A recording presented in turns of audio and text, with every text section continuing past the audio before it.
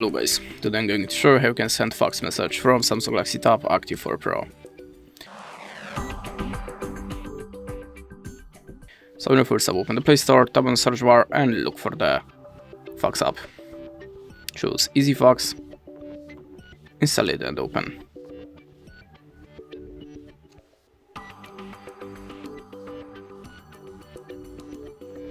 Oh, sorry about the location. If you want to send your message for free, restart the application to show the free credits banner.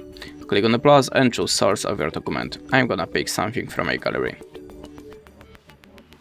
like this photo. Tap on the import. Now you can add this as shape to your document or the picture. Then you can choose the filter for the photo.